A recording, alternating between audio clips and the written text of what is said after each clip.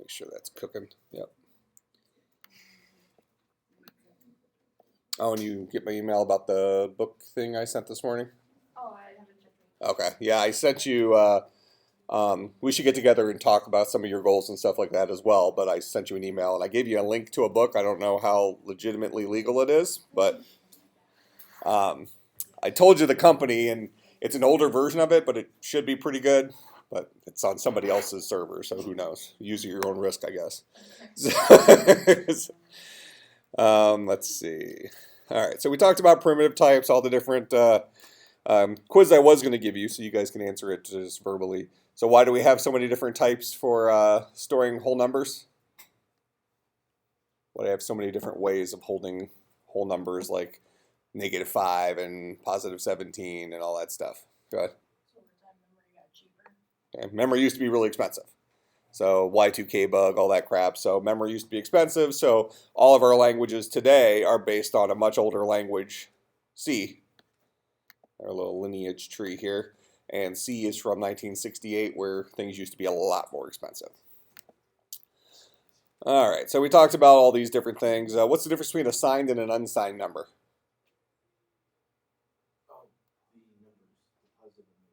Okay, well, that there's certainly something involved with that. Which one has negatives and which one doesn't? Okay, signed is, you say signed is positive only? No, it's positive and negative. Yep, signed is positive and negative, and unsigned has no sign, right? Okay, so unsigned numbers would be only a 0 and greater. Why are chars unsigned numbers? Make another good quiz question at some point. Go ahead. It's just a character index. You don't need the negative numbers. Yeah, it just maps to the Unicode character set, 0 to 65,535.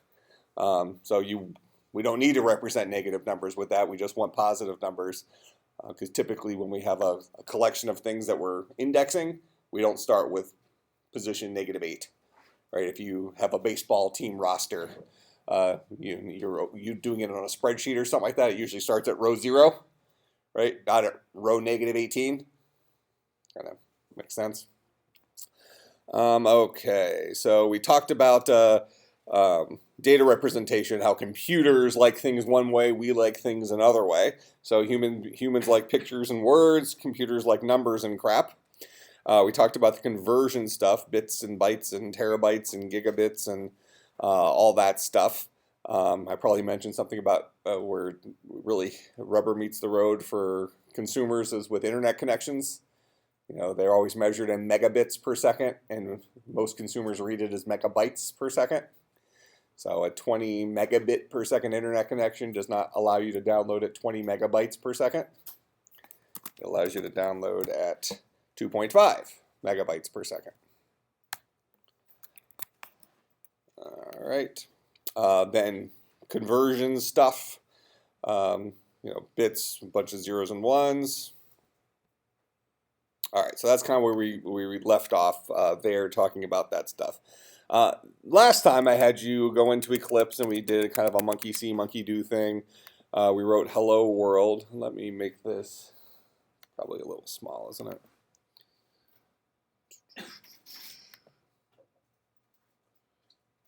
I think it's going to be under Java Editor.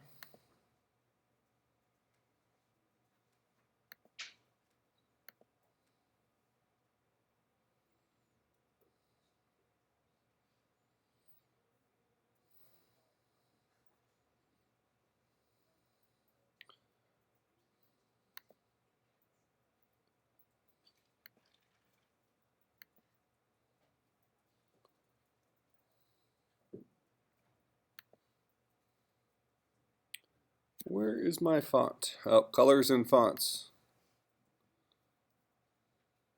All right.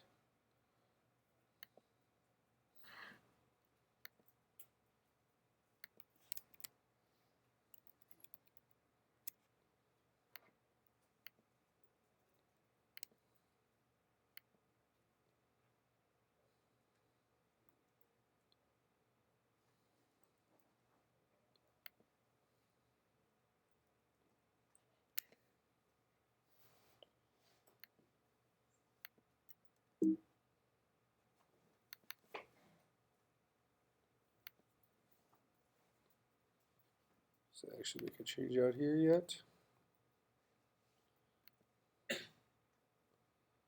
All right, that made that stuff bigger. Text font.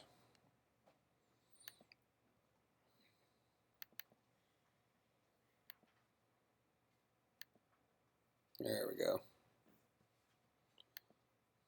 Read that pretty well? All right.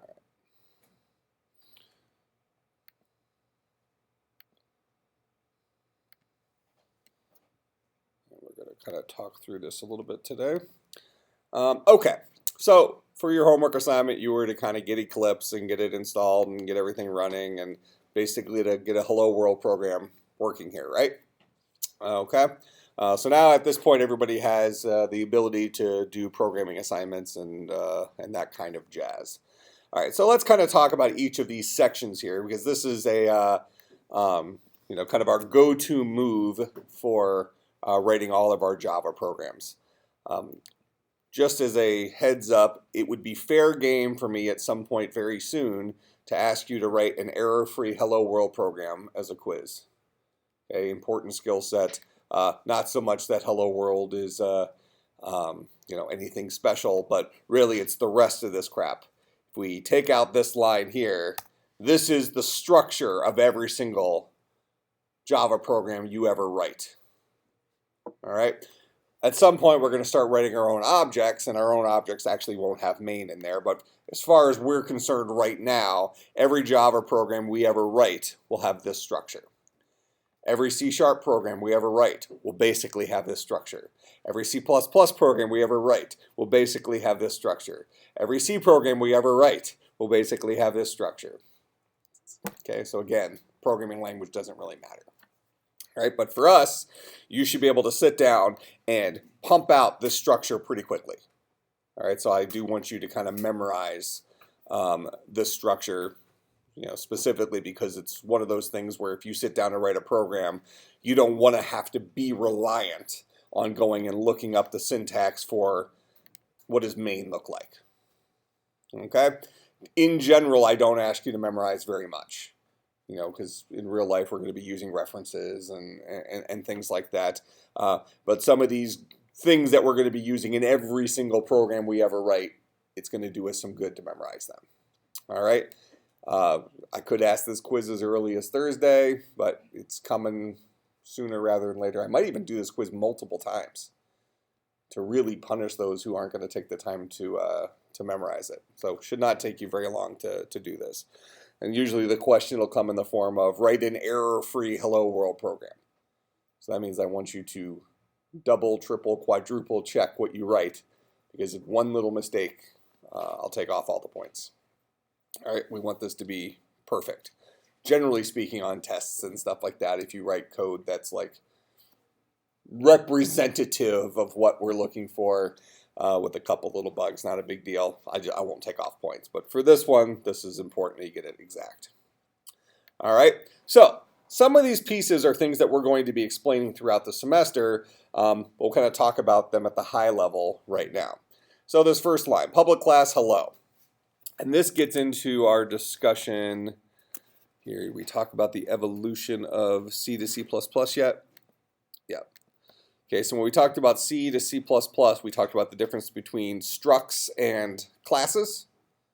Okay, so here in Java, we have a class that we got from C++, the syntax for this. The fact that this class is public is relatively unimportant for us right now. Just for right now, it's always going to be public. In Java, we have, as well as some older languages, we have these security measures that allow us to make certain parts of our program accessible to other programs, okay, other files. So public means everybody can access it. We're not locking it down at all. Doors are unlocked. So that's what that guy means. We'll give some more definition to that kind of around midterms or so. Class, that's the name of the animal we're creating here. The name of the class in this case is hello, which notice it matches identically to the name of the Java file. Hello.java with a capital H. Okay, Java is very, very, very picky about that. The name of your file, the name of your class must identically match the name of the file that it's in. All right, now, we'll always have opening and closing curly braces for our class. So I want us to think about a class as looking exactly like this with an opening curly brace and a closing curly brace. So almost think about this as a garbage bag. Anything we throw inside of that garbage bag will belong to this class. All right. Now, something I typically do, and one thing we see amongst beginning programmers, is diarrhea of curly braces, or curly brace diarrhea. I'm not sure which it is, but the word diarrhea definitely belongs in there. Okay. What we see is we see students throwing extra curly braces all over the place. Okay. When in doubt, add more curly braces. Kind of like I do with commas when I'm writing a paper. Any of you do that?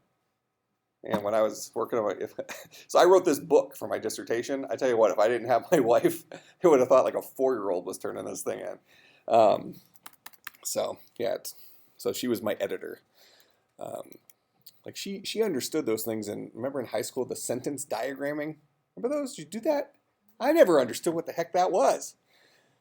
I just took the sentence, I just randomly assigned words to their, my wife was good at it apparently. So in any case, think about these structures as being kind of like garbage bags, and anything that we want to belong to this class must live within the opening and closing curly braces of this class. Now, a good rule of thumb, and Eclipse does some of this stuff for you, but something that you'll want to make a habit of doing on your own is whenever you have an opening curly brace, put a corresponding closing curly brace. So even if Eclipse didn't do that, I would usually go ahead and write that and then create the space. So now I'm kind of like building a sandwich. All right, so now you know that that final curly brace is going to be there. You don't have to remember to write it. In a short little program like this, not the end of the world, but if you start writing 300, 400, 500, 600 line programs that have a whole bunch of things that have opening and closing curly braces in them, and you just rely on remembering that you eventually need to put a closing curly brace 600 lines later, you might start running into problems. So Eclipse will keep you out of trouble most of the time, but I want you to at least appreciate what Eclipse is doing for you. Okay, so public class hello, opening, closing curly brace, anything that we want to have as part of that class. So we're going to say in Java, our class is kind of our top level thing, our top level object. Everything fits inside of classes. Classes don't fit inside of anything else. That's only a tiny, tiny lie. We have something called packages, but for right now, pretend like they don't exist. You'll see them over here. You always get something here called the default package. Probably in the next course, CSC250, we might start messing around with packages a little bit, but it's really just an organizational thing. Directory structure where you put your crap, okay? But for us, we don't care about that right now. So this is our top level garbage bag, if you will. Inside of our classes, we're going to have a collection of stuff. So let's kind of jump over here. We're really talking about the anatomy of a Java program. Okay, so at the top level, we'll have a class. Inside of a class, we're going to have a collection of stuff. The stuff that goes inside of a class are fields, constructors, and methods. Now, we're actually only going to be dealing with fields and constructors in probably a couple of weeks, 3-4 weeks, something like that, when we actually get into writing our own objects in here. But just to give you a high level definition of these things, fields are variables that belong to the class. Constructors are specialty, well, let's just say special methods that exist to initialize an object. So the reason we're not going to be using constructors off the bat is because we're not going to be writing our own objects initially. Okay, but when we do, we'll start talking about constructors specifically. The other thing that goes inside of a class are these things called methods. Okay, methods, these are reusable chunks of code that we write once and can call multiple times. All right, and the built-in method that we've written already is the main method. All right, we'll talk about that again here in a second. So the anatomy of every single Java program will be one class containing 0 or more fields, 0 or more constructors, and 0 or more methods. That's the anatomy of that guy. Make sense? All right. So let's go ahead and put in our first method here. So we're going to say public static void main string array args. So that's the thing I want you to kind of memorize. Again, public security thing that we don't need to worry about. Static, something we're going to learn about very, very soon. Next couple of classes probably. But just a high level version of this is what is static? Static is something that belongs to the class. Something that belongs to the class and only exists once. So out of context, that's about as much as I can say right now. I'll give you some more context later. All right, so these two guys, just always put those for main. Main is also always void. Okay, and we're going to talk about why here in a second. All right, so let's look at the anatomy of a method, because we're going to learn about writing some methods today.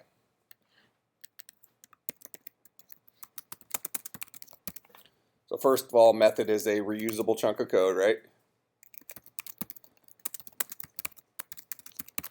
That we write once and call multiple times. So methods have multiple parts. So we're going to say syntax. All methods have a return type. All methods have a name. All methods have a parameter list. Okay, those are the three parts that every method has. Methods may also have a security setting. They actually all have security settings. If you don't put one, it's a security setting known as, it comes from C++, known as friend or package level security. Don't worry about that right now, more just trivia knowledge. But for right now, just think about it in terms of methods have these three things. Return type, this is the kind of value that a method is built to return. All right, with a note, not all methods will return a value. In older languages, we used to have two distinctive types of methods. One was called a procedure, one was called a function. So in older languages, procedures were methods that did not return a value. Functions were methods that did return a value. Right? And legitimately, the only difference between these is whether or not they would return something. So in our modern object-oriented languages, we've squished these things into a single animal known as a method. It all does the same thing. Functions, procedures, methods, they're synonyms for each other. Before that, we maybe called them subroutines in really, really old languages. Okay? But all these guys are just reusable chunks of code that we can write once and then call multiple times. So like little abilities. All right, but every single method will have a return type. Note that not all methods will return a value, so the return type would be void. So it's void in the event that a method does not actually return something. All right, so let me stop here for a second and kind of give you the history lesson of where that came from. In our little list here,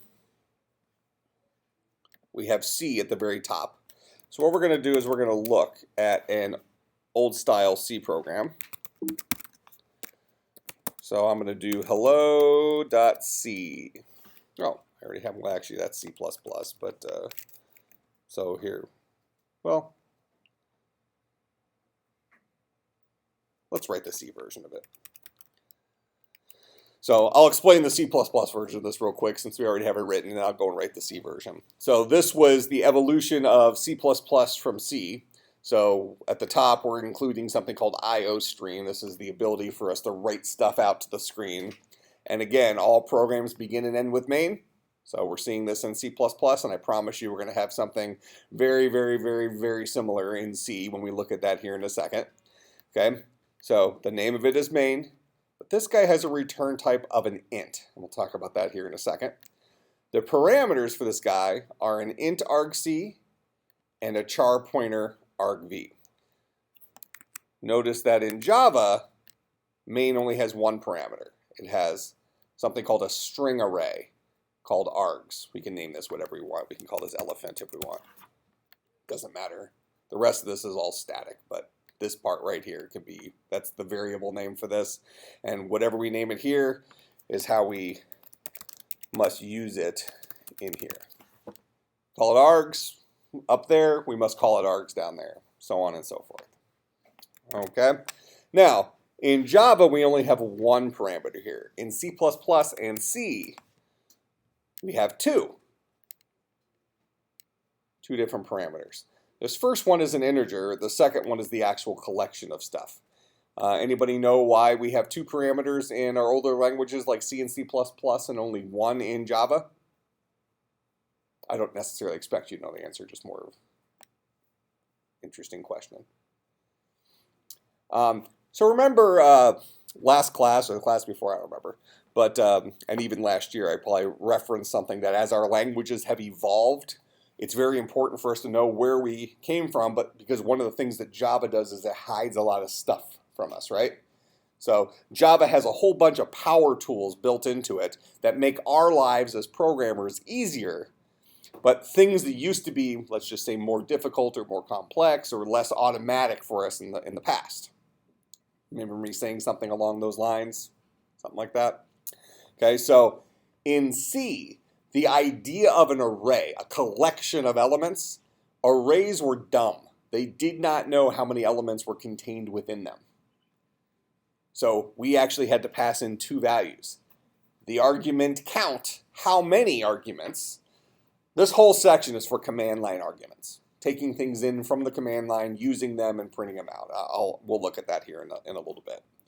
All right, so in C, here are the actual command line arguments, and this guy tells us how many of those guys there are. In Java, we have a power tool. This guy is the collection, and he also knows how to tell us how many elements are in there. He can tell us his length. Okay? So, kind of a evolutionary step, I guess. But that's why we have two parameters in our old C and C++ programs. And then here's the hello world getting spit out. This is using the IO stream library to spit stuff out to standard output. So here's the name of the stream, C out. We're streaming to that the string hello world, and then here's our end line, carriage return line feed type thing. All right. So we used to have to do all this stuff, where in Java we just say system.out.println hello world. Right? Now if we're going to convert this to the old C language, this would be standard io.h. This would still be int argc. This would be char pointer argv. Okay, and we'll talk about pointers some more, but pointers are deal with memory addresses. And I probably mentioned it last semester. Talk about pointers at all last semester in 200? If we did, we don't recall. one of those two. Okay, no problem. We'll talk about it plenty. So pointers are variables for holding memory addresses. That's what a pointer is. And this is a double pointer. So that means we have a variable which holds a memory address, which points to a place, which holds another memory address, which points to a place. Okay. Very confusing, blah, blah, blah. Java has removed from it a special syntax for pointers. So as we talk about Java, I think somewhere in here we have kind of the definition of Java, right? So object-oriented, strongly typed, high-level, compiled-ish. We're going to say no special syntax for pointers. And this is going to come up here in a few minutes when we kind of swing back through and we talk about the evolution of Java from C++. Okay? Why that was removed.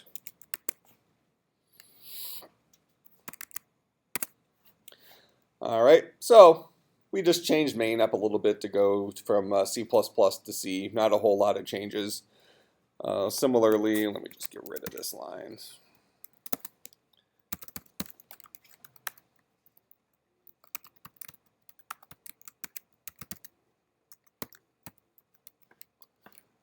There's our printf there.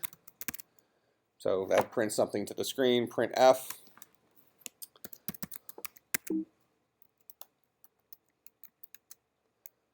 We'll go ahead and compile that, and then to run it, a.out, there's our hello world. All right, so that compiled down to actual executable code. If I do a more a.out, it tells us it's a binary file. This isn't Java bytecode, and you want to see it? Yes. See we get any smiley faces out of that? No, no smiley faces. All right. Oh, apparently I'm on Brad's iPhone today.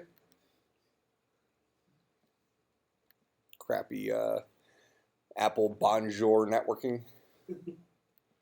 You'd think they'd fix that eventually. This has been like this for years. It just grabs some random other Apple device on the network and decides that it's one of those. And the Bonjour, Apple has their, I think it's called Bonjour networking still. They created it to like do easy share printers, and instead it's just confusing. Okay. So in any case, that's the C version. Ooh, hello. Undo whatever I just did. That's the C version Hello World program. Now, one thing we notice here is that in C and C++, main has a return type of int instead of void. All right. So our modern programming language like Java has a return type of void, which means it's not going to return anything. We had this little slide right here that says for methods, return type, not all methods will return a value, so the return type would be void in that case. Why do you think that the main method in Java returns void, where the main method in C and C++ returns an int?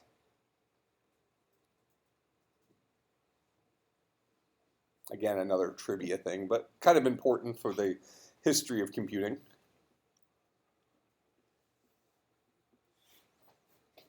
Go ahead. Kind of the memory. Okay. Well, why do you think it would memory would have any? It's not a bad guess, because certainly we look at from a variable perspective that a lot of the stuff we still have today in Java came from C from a time where memory was a lot more expensive. But why would the return type of main have anything to do with memory? Because I think Java is compiled-ish. Okay. What kind of, let's think about the languages in terms of what they were used for. If we're writing a Java program today, even though in here we're going to be writing a whole lot of text-based languages because we're kind of learning programming skills. We're learning the programming skill set, and we just happen to use Java as our example language because I don't have to worry about what types of machines you guys have at home. But typically speaking, modern programs that you download off the web or buy in a store, whatever it is, are they graphical programs or are they console run on the command line programs? Oh, don't all speak at once. Kill for this one to be a quiz question. They're graphical, right? Okay. Modern programs have a graphical user interface. We click on buttons, crap like that. Okay.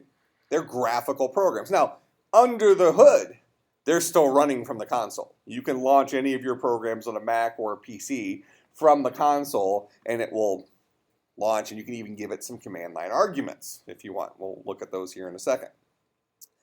Okay. But most of our programs we write today in modern languages are not meant to be run from the console. Now let's roll back in time to like the C days, 1968. We didn't have graphical user interfaces in 1968. So all these programs were run from like a Unix prompt. Okay? Some situation that looked like this.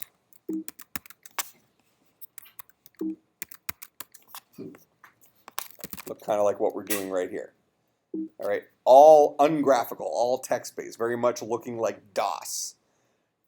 That return value was whether or not our program worked. So it would give us an error code when the program finished. So if the program ran without incident, it would return a 0. Everything was fine. If it had a certain error, it might return an error code of 1, or an error code of 2, or an error code of 3. And then you have a little documentation somewhere that would say, well, error code 2 means this, error code 3 means this. You know, if we kind of sort of have this today. If any of you have at home have a garage door opener, and sometimes when weird things happen, the lights will flash a certain number of times, and you have to go look up in the book of what does three flashes mean. Okay, 3 flashes means that the lasers might not be lined up with each other for knowing whether there's something blocking the door so it doesn't crush people, that type of stuff. So these our older programs needed to have some way of letting us know if there were errors, and that's where that return type came in. Okay, because those programs were being run from the command line. We were seeing them out here, and we had to have some way of asking if there was an error, if there was a problem. Let's say you wrote a program, so this would be more of an IT focus on something. Because certainly in the IT world, you're going to be writing a lot of script-based programs like this, stuff that are going to be running from the command line, not from a graphical user interface. You're going to remote into a router that's halfway across the building, and you're going to write a little thing that maybe does some logging for traffic or something like that to debug a certain issue you're having with the network. Okay, so it's actually kind of an interesting thing, an argument I make. So out of curiosity, how many of you are CS majors in here? CS traditional. How many of you are IT? Okay, so the IT majors don't actually have to take 300, right? Okay, as a requirement. Although I strongly encourage you to take 300, because I could actually make an argument that that class is more important for an IT person than a computer science person. It's a little bit backwards why it works the other way, but because from a programming skill set drill perspective here, we're doing a lot of stuff that is going to be indicative of what you'd have to do as an IT professional, writing little scripts to create user accounts or do automated backups, stuff like that. Text-based data manipulation type stuff, where we don't do any graphical user interface in these two classes. It's all about programming skill set, and then the next class is about data structures, and those data structures are used constantly in the IT world, whether it's routing algorithms, stuff like that, things you really need to know. So it's a little bit stupid that we don't require that, but we only have so many credits. So as an elective, I would encourage you to take that class. Now, having said that, the computer science people get the programming background here, and then in some of our later classes, we start doing other things, iPhone programming and Android stuff, and writing user interfaces for stuff with .NET and that kind of crap. So that's where we start applying that programming skill set to more business application design, and we have a couple of game programming type stuff as well, and that kind of stuff. So I should see all of you in 300 next semester is the punchline there. But by the show of hands, I should see most of you anyways. But in any case, our modern languages have evolved for the types of problems we're solving with them. But an IT person is very likely to still be writing stuff from the command line like this, because the types of machines they're working with are not sitting locally in front of them. They're remoted into a router that has a little Unix operating system running on it that's sitting in some closet halfway across campus, or sitting under the floorboard someplace where you don't want to go and have to get into the floorboards and hook up a little monitor to it and write any code.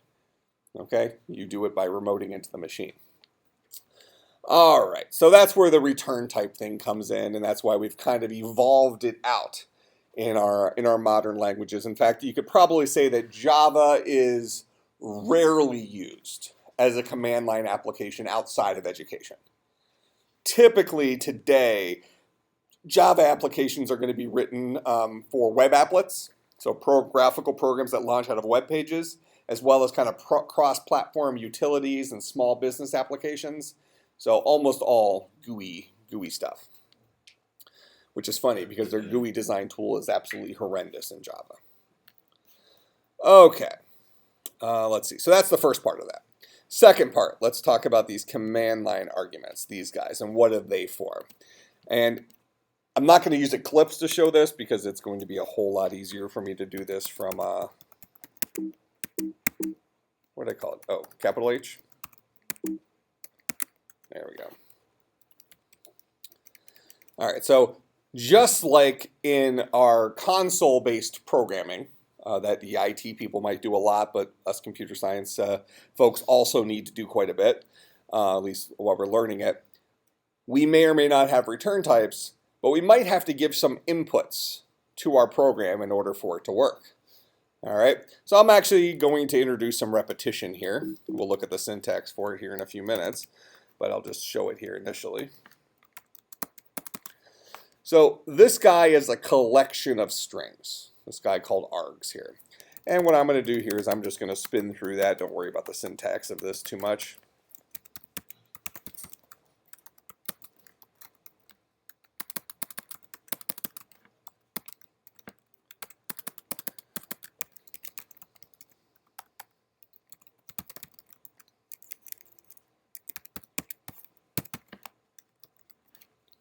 All right, so again, human beings solve problems by remembering stuff, asking questions, repetition. So I'm going to write a little loop here that's going to go through all the elements that are in this array of arguments. And don't worry about the syntax. And then each one, I'm just going to print out that argument. Okay? So if I go ahead, I'm going to just compile this program real quick. So if I just do Java hello, my program's going to do nothing. No errors, just does nothing. If I say Java hello cat, now I get cat printed out. It's going to show me my command line argument. If I say cat, dog, elephant, I'm going to get cat, dog, elephant. So this allows me to send inputs into my program from the command line. That's what those command line arguments are for. Again, something that we rarely see as technology users today, but something that does still exist. If you launch like Microsoft Word or something like that from the command line on your PC, you can give it command line options. You can provide it with some command line options. So they do still exist. For those of you who have, probably it's most prevalent you see in some video games where you can go in and you can do configuration for your games. And you can provide it command line options. Sometimes it just gives you a text box where you can actually type stuff, but other times it allows you to almost build your command line options, like to maybe run in windowed mode or run at a certain resolution, that kind of stuff. So from that point forward, when it launches that game, it's actually launching it, passing it your string of command line options so that the game launches in the correct modes that you've selected. Kind of make sense? So these guys aren't something that don't exist anymore. It's really something that we just don't see very often. Okay, it's hidden from us. All right, so that's what that arguments thing is for, and we see that we had those in our older languages as well. So here's our command line arguments here, how many of them, and here's the actual arguments themselves, so on and so forth. All right.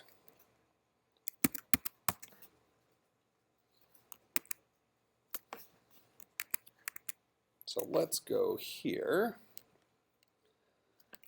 and that's our primitive types, procedural versus object-oriented. Let's look at the evolution of Java from C++ and how we got to where we are today.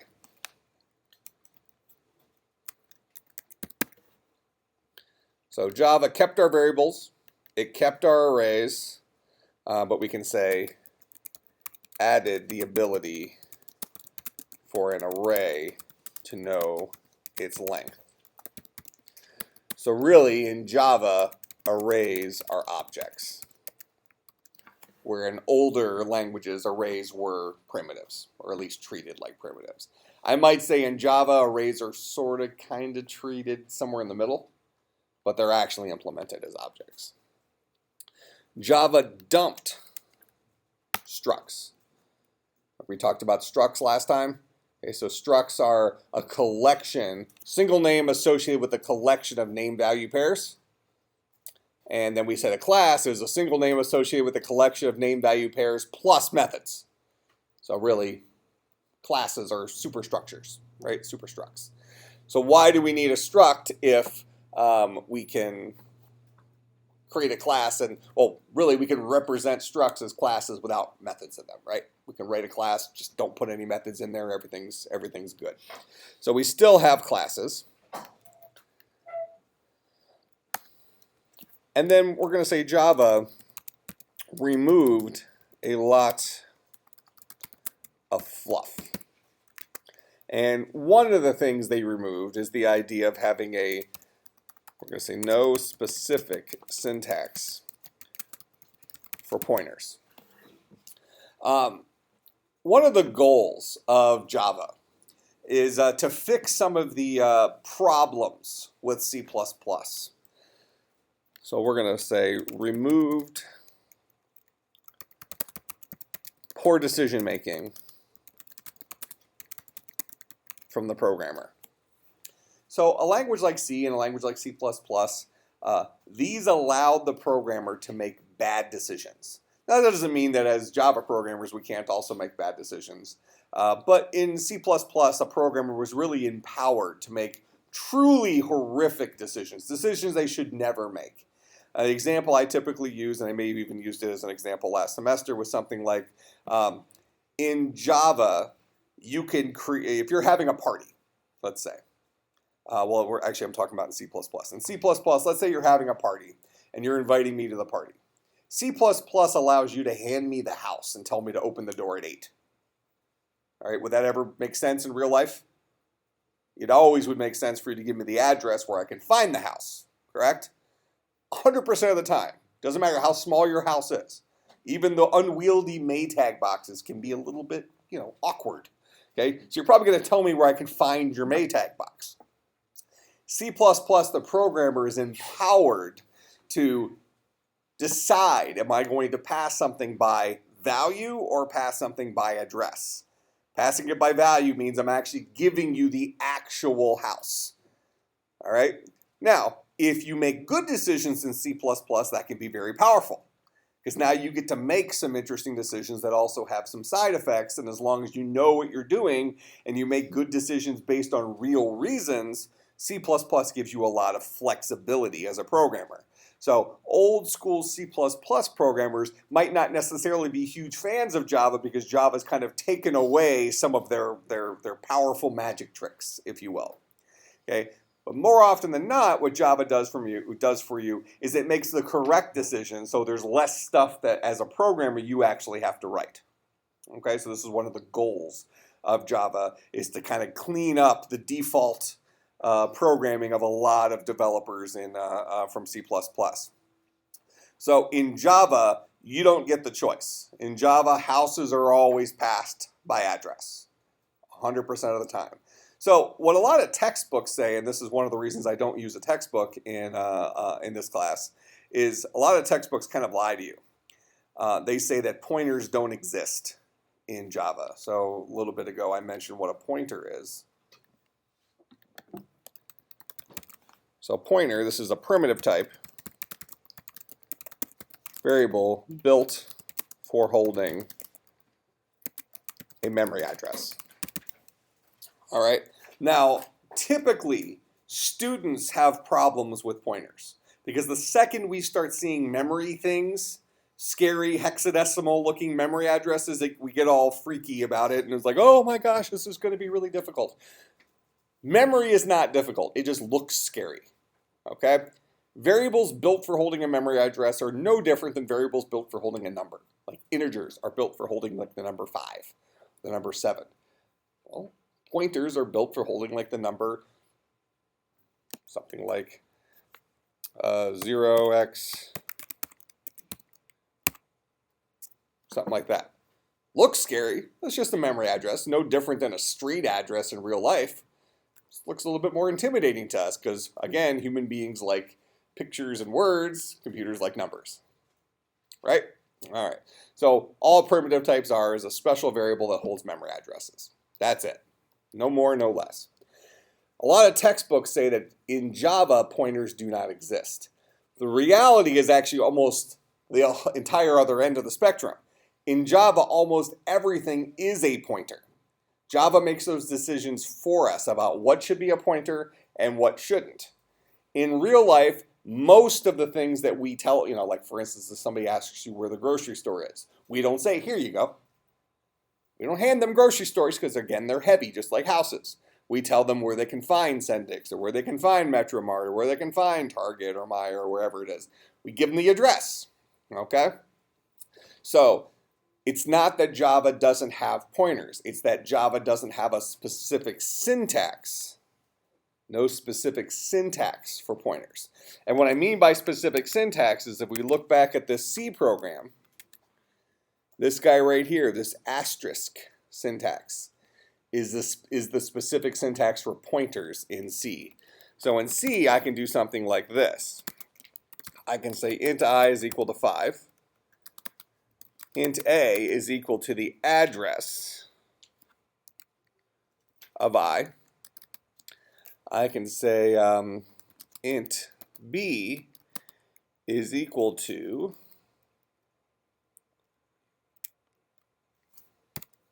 star A. And then I can say printf I is %D, A is %P, and B is %D.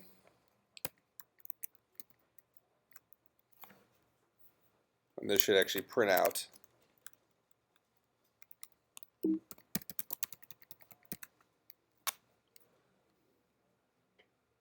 one error. What's my error? Here's pointer operand. Oh. My error is I wrote an error. So A is going to actually be an int pointer. That's the special syntax for pointers.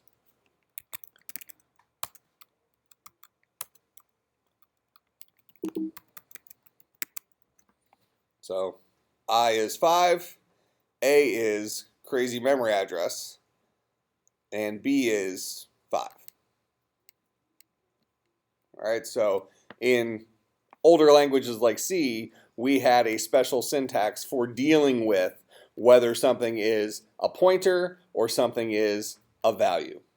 So star A is the value at that memory address. Ampersand I is the address of a variable. Special syntax for those things. Java took all that away. We no longer have ways of directly accessing the memory address of things or the value at a memory address. But that doesn't mean that memory addresses don't exist in Java.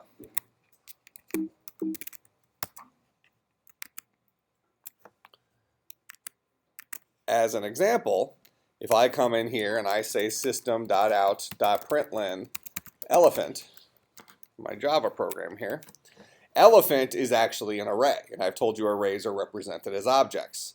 And I haven't done any sort of weird freaky deaky syntax here or anything like that. But when I run this, I get memory address looking thing. Clearly, pointers exist in Java.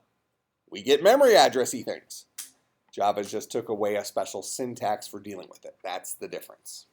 All right. So textbooks that say pointers don't exist in Java are really lying to you underneath the hood.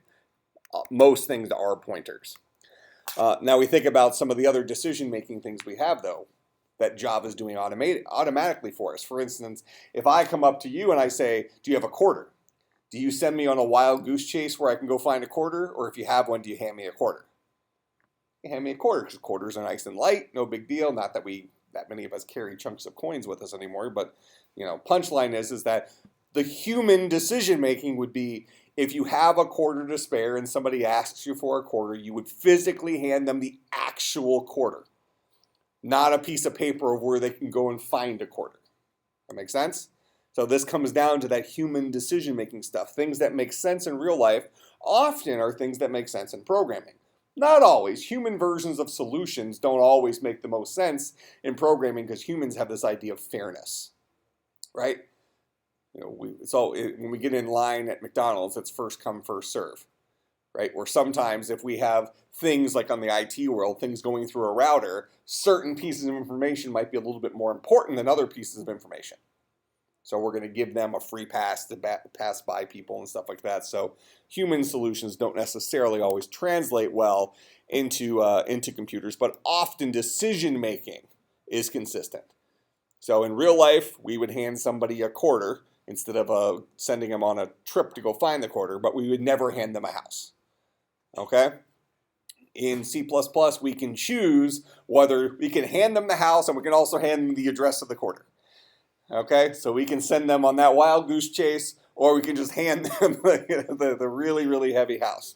Java is going to make the intelligent decision for us and always hand them the address of the house and always hand them the actual quarter using those analogies. Make sense? Okay, so Java makes a lot of those correct decisions for us and takes it out of the programmer's hands, which is kind of what I talk about as removing a lot of fluff. Stuff that we used to have to type, used to have to think about, we no longer have to. Having said that, it's good to know that we used to be required to deal with that because now we can appreciate what Java is doing for us.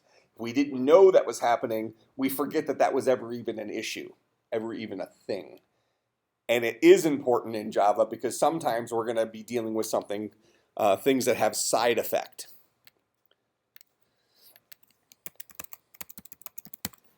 So the idea of side effect in programming is when we change the value of a variable and need to consider the global implications of that change. All right, so if you hand me a quarter in real life, okay, you hand me that quarter, and I bend that quarter in half, a major feat of strength, okay? Has that quarter, that one version of the quarter, been permanently changed? Absolutely, because you handed me the actual quarter. All right, so now if you hand me your house and I spray paint the garage door, have I permanently defaced the house? If you hand me the address of your house and I go to your house, I follow that address and I spray paint the garage door, have I permanently changed that? Yeah, because the house only exists once. You just told me where I could find it. But if you hand me the address and I rip it up, has anything bad happened to the house? Or has the piece of paper of the address of the house just been destroyed? Okay, so we need to think about side effect. Whenever we change the value of something, whether or not that has a global implication or whether or not it is just a local change. And that has a lot to do with whether or not something is passed by value or passed by address. If something is passed by value, i.e. handing the actual quarter, any changes we make are local to that actual thing. Okay? Usually in Java, when we say pass something by value, what we're actually doing is we're passing a copy of it. Okay? So the real example in real life for us would be if I ask you for a quarter and you have two quarters. You hand me one of the quarters and you say, go ahead and keep it. And I bend that. That has no implication on the other quarter that's in your pocket, right? I was working with a copy of it. Whereas passing something by address, if you gave me the address of your house and I go over there and I spray paint it, you're not going to be a happy camper when you come home. You're going to find a spray painted garage door, right? So now we were working with the exact same house, not a copy of it. Okay? Let's see. Okay, so side effect, more of a vocabulary term. We're going to see it through some examples here before too long. All right, so now let's start dealing with some of our structures in Java, things that we're going to need, things that need to go in our toolbox. All right, so if we start building our Java toolbox, and I'm going to put this here at the very beginning. Okay, so Java toolbox, we're going to say basic program structure. So we should know that. Primitive types. So that's our byte, short, int, long, char, float, double, boolean. all those guys. So those are our primitive types that we have access to.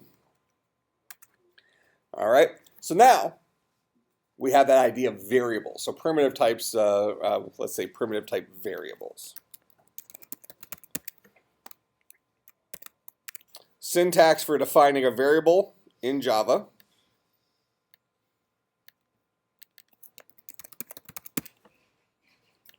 Will be type followed by var name, optionally equals value, semicolon. All right, so we're going right down our list of how do human beings solve problems: memory, asking questions, repetition, and looking at the syntax for each of these things.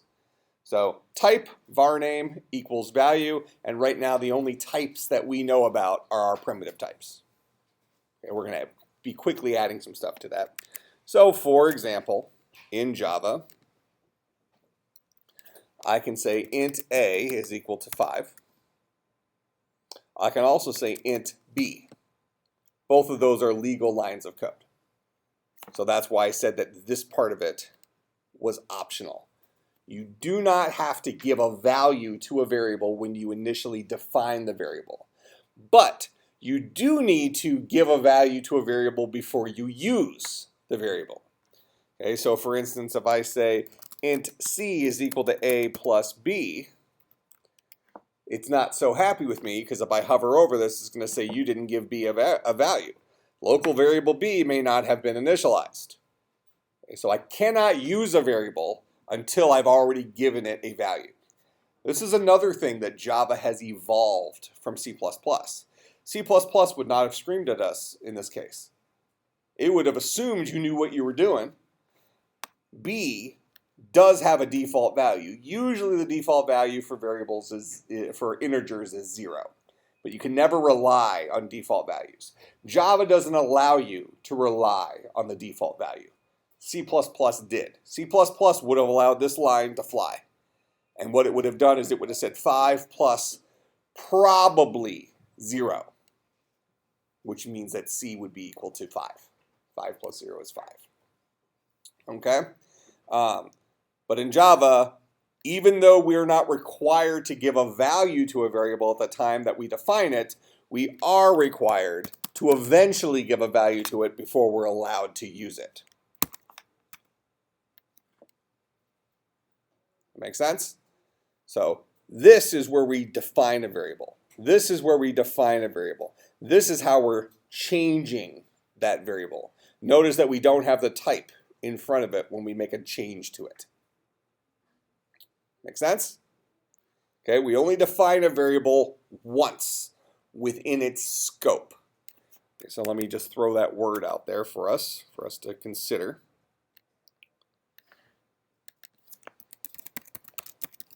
Variable scope.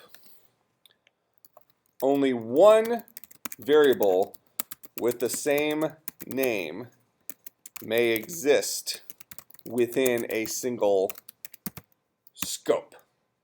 And what's a scope? A scope is where a variable is accessible. So if we think about our computer programs, you almost think about them as having maybe like different sections or different rooms. Okay, so anything that's happening in this classroom right here is kind of hidden from things that are happening in a classroom across campus, right? Even though they are both existing at the same time. Okay, and then we have a little bit of a two places at once type situation, but you seem like a talented guy. Okay, plus you're sitting directly in front of me. So, and you got the pink shirt on. So assuming that you could exist in two places at once, okay, we could have another person just like you over there, and those would be two independent entities that not conflict with each other, okay, because they're in different scopes. Okay, this room exists in its own time and space, if you will. Now we're getting Doctor Who-y about it. Okay, and that other room exists in its own time and space. Any Doctor Who fans in here? 1.5 people is a Doctor Who fan in a computer science class. That's just disgusting. Really? Has it been that we just haven't seen it? How many of you have never seen Doctor Who, the new Who? Really? required watching. And you have to force yourself through season 1. Season 1's actually kind of crappy the first time you watch it, but if you go back and watch it after you've seen the rest, it's actually a lot better. But you got to go through at least season 3. Would you agree with that? Season 3? Yeah. Then you'll be hooked. This is including the old stuff. No, don't watch the old stuff. No, don't watch the old stuff. Just since the 2005, that one. It's on Netflix. Man, that's terrible. You should be ashamed of yourselves, except for him. And the old stuff is going to seem pretty bad to us today.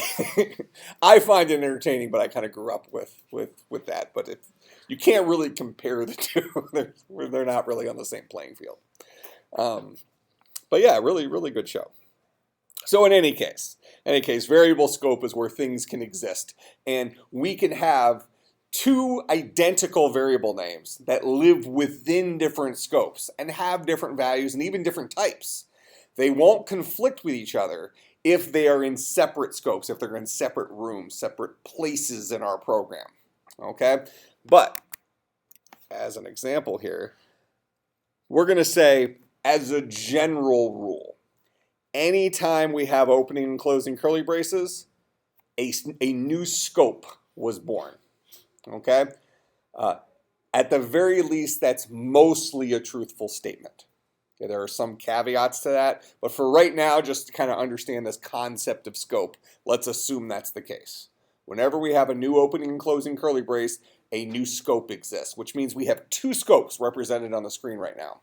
We have the scope that belongs to the class itself, and then we have the scope that belongs to this main method.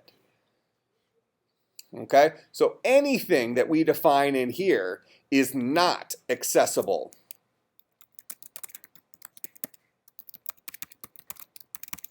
outside of that scope. This variable A lives and dies within this scope. Make sense? Okay, so the people that are across the campus in a different classroom have no idea that you even exist in this simple little example. Okay? Similarly, if I define a variable in here, int r is equal to 13, and just for the sake of argument right now, allow me to just put the word static in front of that, but don't ask questions. And then I say here, int c is equal to a plus b plus r. We do have access to r.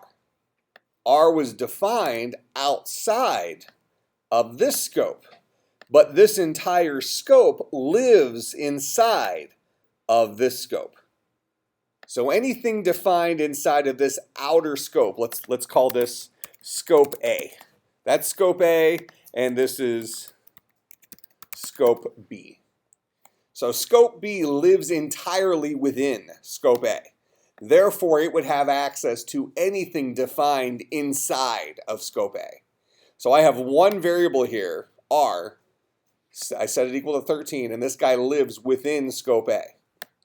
And since the second scope, B, entirely exists within scope A, I would have access to any other variables that were defined directly inside of scope A. So I have access to R here. Now, just to kind of jump ahead here, but notice that A is not accessible inside of scope A because it was actually defined in scope B. Scope B is self-contained. All right, so anything that was born inside of scope B lives and dies within scope B, and we don't have access to it outside of scope B. But anything that was born inside of scope A is accessible anywhere inside of scope A, including inside of other scopes that live inside scope A. Make sense? So the internet connection we have here on campus is defined outside of this classroom.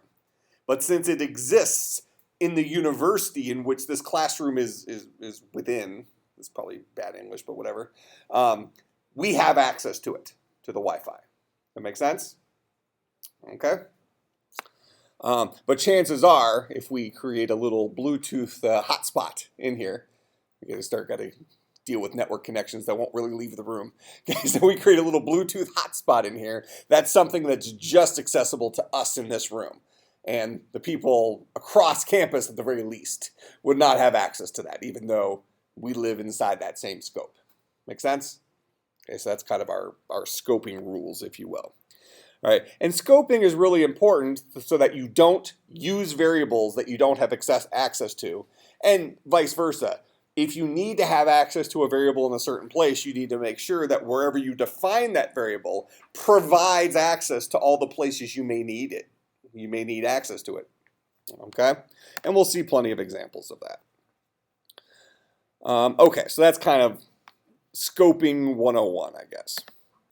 All right, so here's us defining a bunch of variables. These just happen to all be integers, and us using them. We can then print out our variables. So we can do, oh, that's wrong language. That's Swift, system.out.println.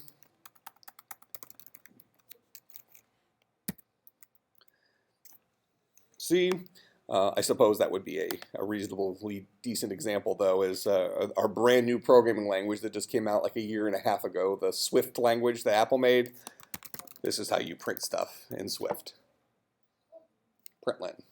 We're not talking about a huge far cry from what we do right here, right? So again, all these languages are all the same. Okay, so there's some variables that we've defined. We can go ahead and print out C, no harm, no foul. And there's our 21. That would be 5 plus 3 plus 13. Make sense? Okay. Now, that's our variables. Now we're going to look at conditionals, the next step, asking questions. Human beings use our memory. That's our variables in our programming languages. We ask a lot of questions. That's our conditionals. Syntax for conditionals in Java is the word if, all lowercase, followed by an opening parenthesis, followed by a Boolean expression, followed by a closing parenthesis, followed by an opening curly brace, followed by the body, followed by a closing curly brace. Okay, so as an example, I can say if C is less than 10,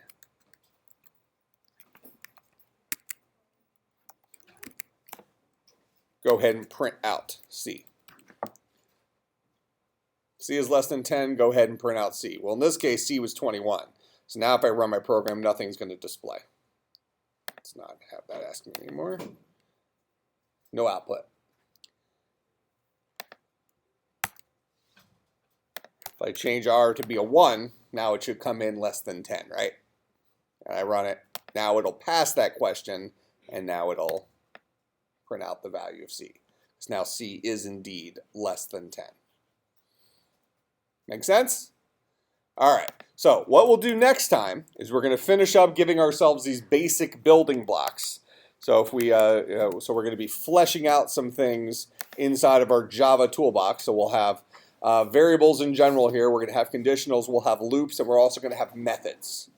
Okay, by the end of next class. So we're going to have all these little tools that we have available to us, and then I'm going to give you your first programming assignment. Okay, we're going to do a kind of a simplified version of it in class, and I'll give you the impossible one for homework. All right, I'll see everybody on Thursday.